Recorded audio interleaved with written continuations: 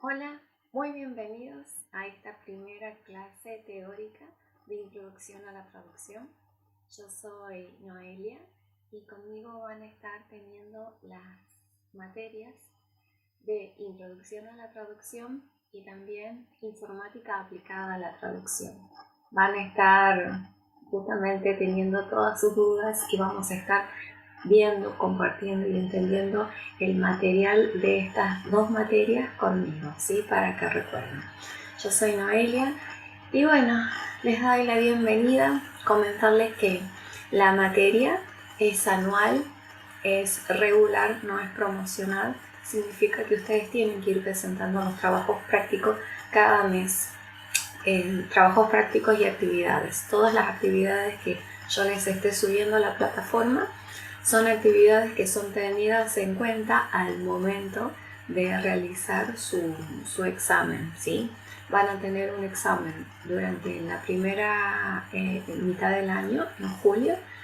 Pueden tomar el examen del primer cuatrimestre y lo que sería de agosto justamente a noviembre tomamos el segundo cuatrimestre y pueden sentarse o pueden tomar el examen del segundo cuatrimestre para tener aprobada su materia en la totalidad. En el caso de las que son regulares como Introducción a la Traducción y anuales, ¿sí? Se tiene que presentar a 2 exámenes finales por cuatrimestre, ¿sí? Uno primer cuatrimestre, otro segundo cuatrimestre y en el medio las actividades que vamos a ir trabajando juntos, ¿sí? Como bien ustedes lo han visto, antes de que continúe, perdón que me olvide, las clases de consulta generalmente son los días viernes, que son los días que yo está estipulado con la institución, ¿sí? Los viernes de 3 a 4 vamos a tener las clases de consulta de primer año, de 3 a 3 y media, consultas de introducción a la traducción, y de 3 y media a 4 consultas de informática aplicada a la traducción. Vamos a ir viendo durante el año cómo nos vamos acomodando a eso, cómo se van sintiendo ustedes, ¿sí? Las clases son de consulta, no para dictar material teórico. En todo caso, sí se puede disipar las dudas justamente en clases de consultas. Vamos a estar abocados a eso, no vamos a desarrollar material teórico, ¿sí? La idea es que ustedes vengan con las preguntas luego de la lectura y todas las dudas que surjan a partir de esa lectura que ustedes están haciendo y luego de haber visto el video de la clase teórica. Pueden consultarme siempre por plataforma lo que ustedes deseen y si necesitan como una clase de consulta extra, tampoco habría problema de acordar un día y un horario. Así que no hay problema. Ustedes lo que necesiten, por favor, comuníquense conmigo y vamos a meternos, como por así decirlo, un poquito ya en lo que sería la teoría de nuestra materia Introducción a la Traducción. En las materias de traducción generalmente hacemos un cambio de lenguas, un switch de idiomas, así que si comienzo hablando en inglés y luego en español o al revés, no se preocupen, es así, ya que es materia de traducción, vamos a estar jugando todo el tiempo con las dos lenguas. Así que si sucede eso durante la presentación y durante la explicación de este material teórico, por favor, ya desde ya les digo, sepan entender eso, si les causa alguna molestia o no están acostumbrados a eso, ¿sí? El material está desarrollado en inglés, por lo que sí, nuestra presentación la vamos a ver justamente en inglés, ¿sí? Así que les voy compartiendo pantalla y en este compartir pantalla lo primero que vamos a ver en esta materia es the principles of translation. We are not going to explain or see in details the definition of translation because you will see that in the theory part there are several definitions and different ones, and one of the activities is that you make your own definition of translation according to you. What are you are translating? How are you working on that? Okay.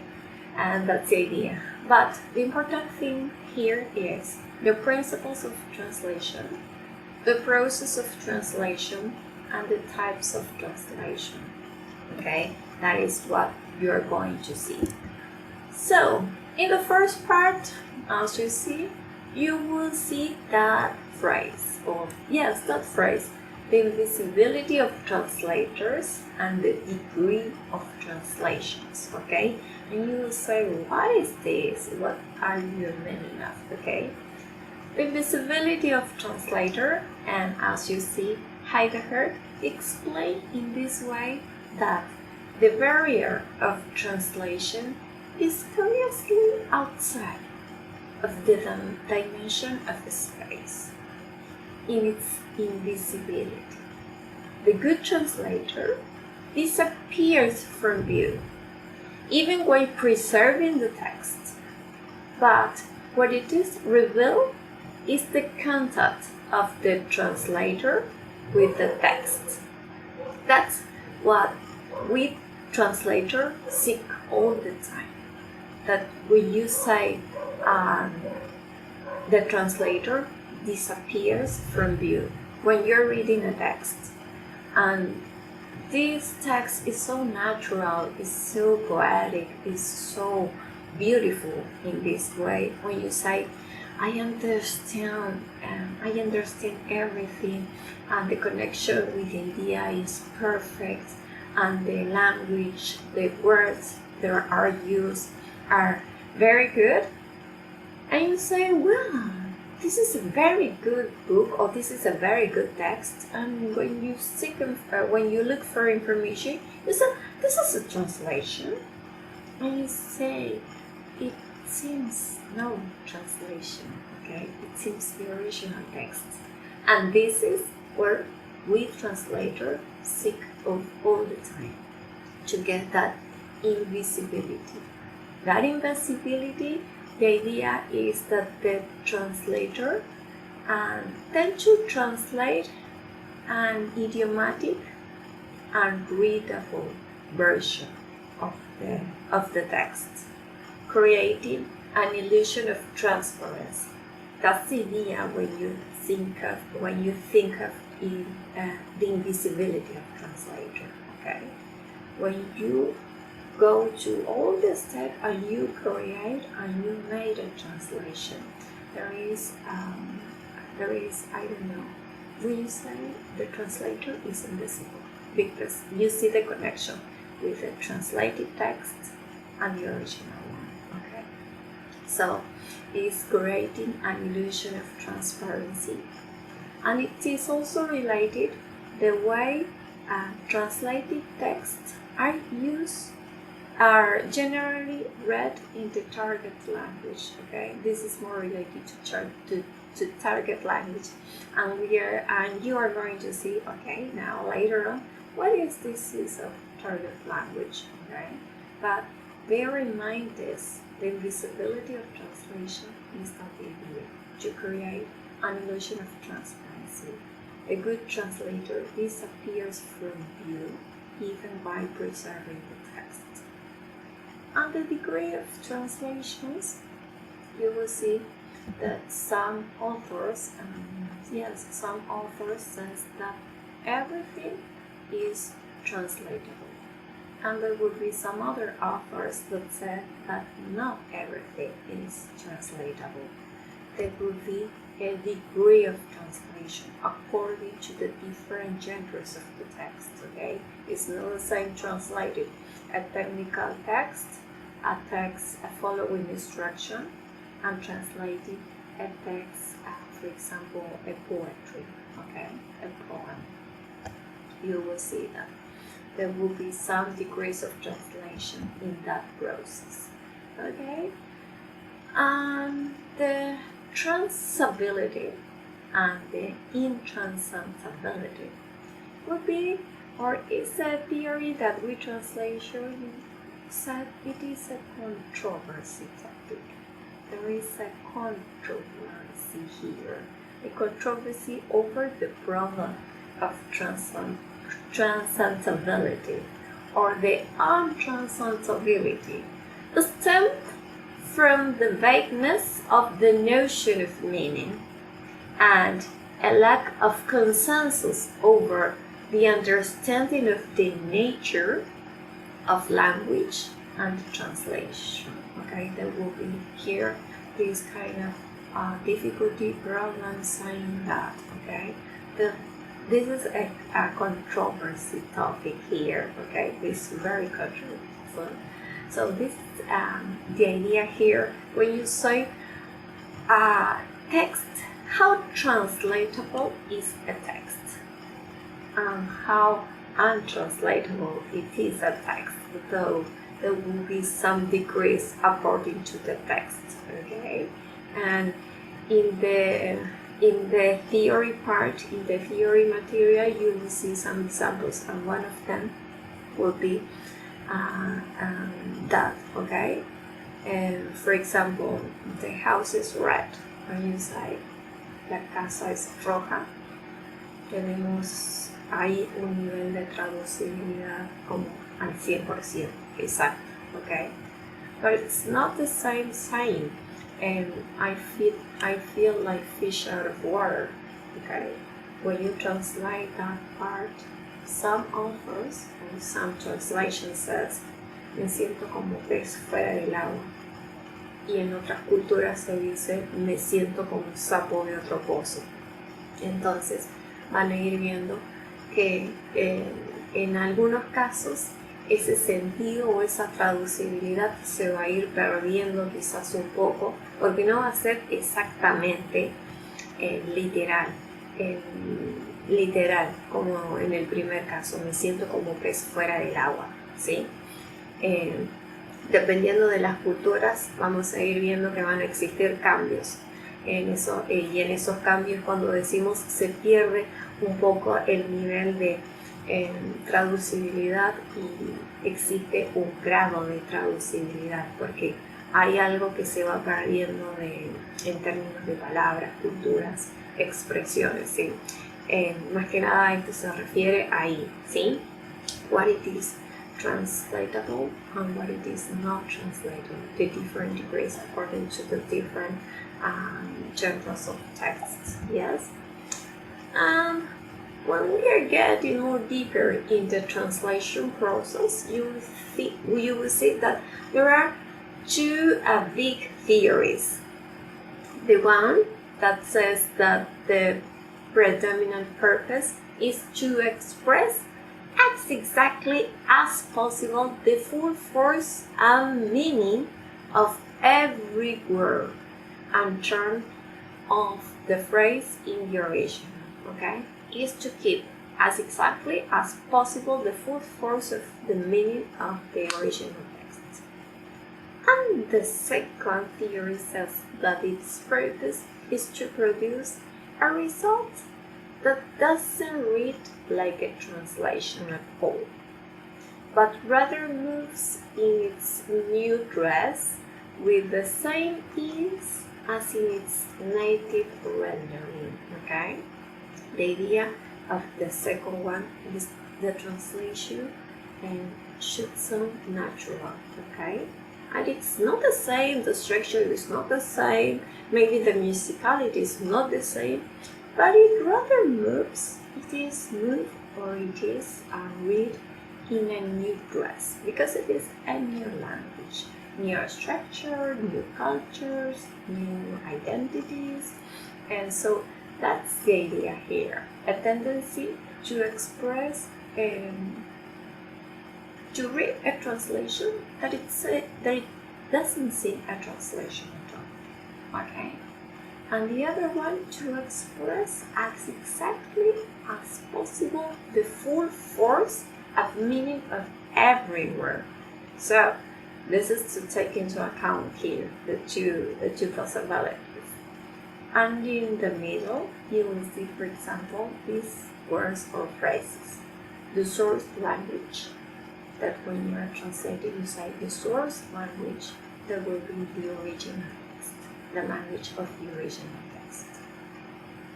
In this way, for example, if you are translating a text from English to Spanish, you will say,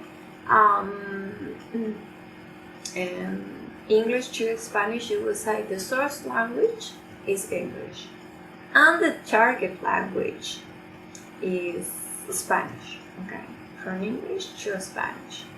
The original text is the source language and the target language is the translated version. Okay, and the subject matter will be here the translated text. What kind of translated text it is? Yes, so these are words that you are going to see, hear, read through the career when you are studying this process of translation. Okay, so bear in mind these words and these two big theories, but to keep to keep as exactly as possible, and the other one doesn't read like a translation at all. Okay, or it moves in its new dress. Okay, that will be the idea, or these two big theories. And when we speak about the type of translation, moving deeper on these two theories, you will see that the first one is the literal one, that is word by word. The translation follows very closely the grammatical and the lexical forms, also phonological sometimes when you're speaking, okay, of the short text language. That will be the idea, the literal one, okay, and it is very, it is like a branch of this first one, to keep as exactly as possible the full form of meaning. Yes, that would be a literal translation, and when you translate word by word. For example, and the sentence I give you minutes before, the house is red, and you say la casa es roja. Okay, exactly, and it is okay. The translation is perfect, and it is understandable, and it sounds natural. Okay, because you will see there is an exact translation there, and it is okay. Then you have the idiomatic one, that is thought for thought. Translations are concerned with communicating the meaning of the source text using the natural grammatical and lexical items, okay, of the receptor language. That would be the idea here. Thought for thought is to keep or communicating and in the target, in communicating and the meaning of the short text, you have your original text, using the natural grammatical and the lexical items of that target language to the culture, to the language that I am translated to keep, okay, to keep English and Spanish there, okay, to through or to find a parallelism between these two languages. That will be the idea.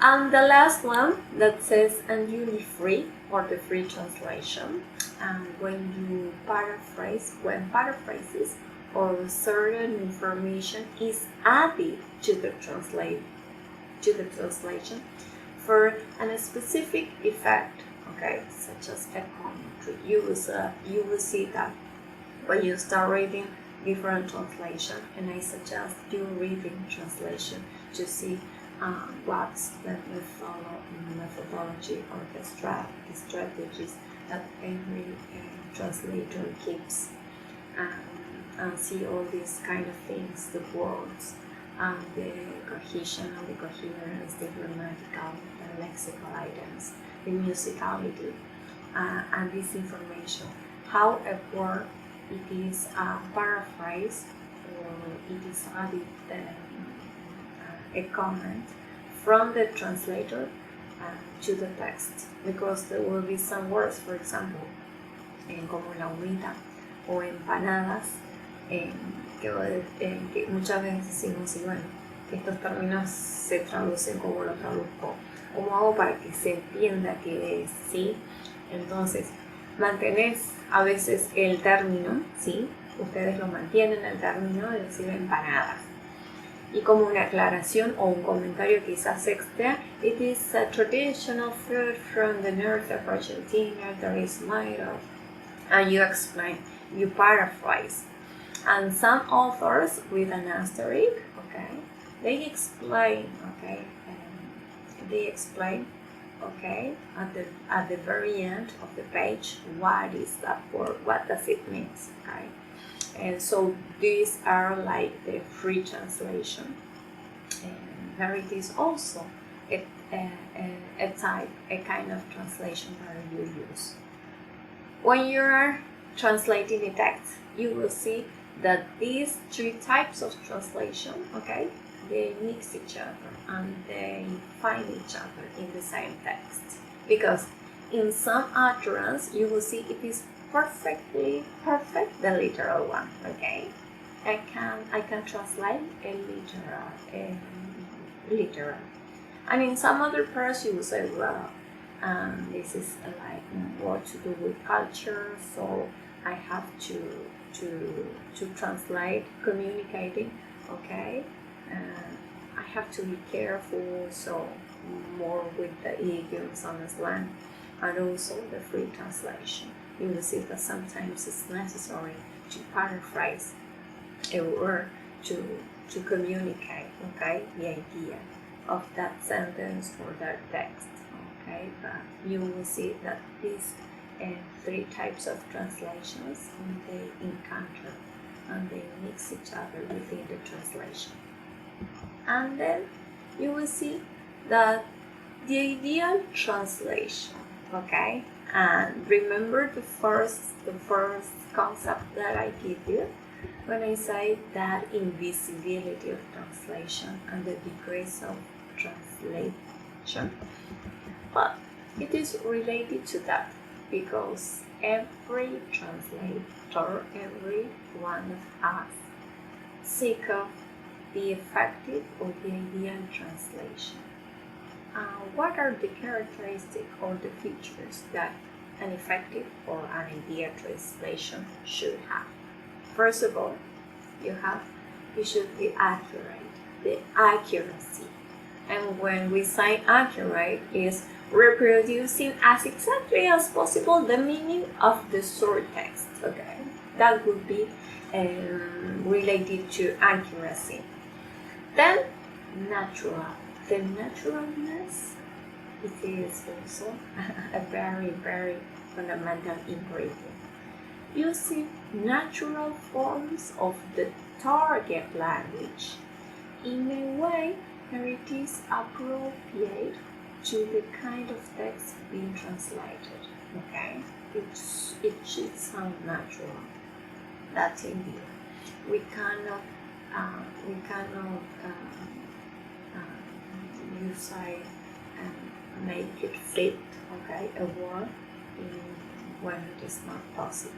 The idea is this: if when you, my suggestion, when you finish doing the translation, read and give a person to read and read to another person, because if the text sounds natural to you, to a person, there is no interference there, and it is everything is clear and understandable, and it flows. It is a natural and an accurate translation. Okay. And the third characteristic is that should be communicative. The translation should communicate. It's expressing all the aspects of the meaning in a way that it is readily understandable. Okay, readily understandable to the intended audience. It should be understandable. It should be readable. That's it here. Okay, here to communicate, to sound natural, and is accurate. The accuracy of the translation is important, and you will see that these three characteristics are the main one and are the ones that I take into account when I am reading your translations and correcting their translation. Okay, so bear in mind, am I reproducing as exactly as possible without losing the natural, without losing the communicative? Is this translation readable, understandable? Does it sound natural? Okay, that's the idea when you are doing a translation here. Okay, and this is all for now. Okay, and I hope you have understood and I hope we see each other in the classes, maybe reading some messages from the platform. Okay, if you cannot be present in the consultas. Okay, and hope you the best. Every doubt you have, please write to me and I will explain to you. So the best of the best, and see you throughout the year. Bye.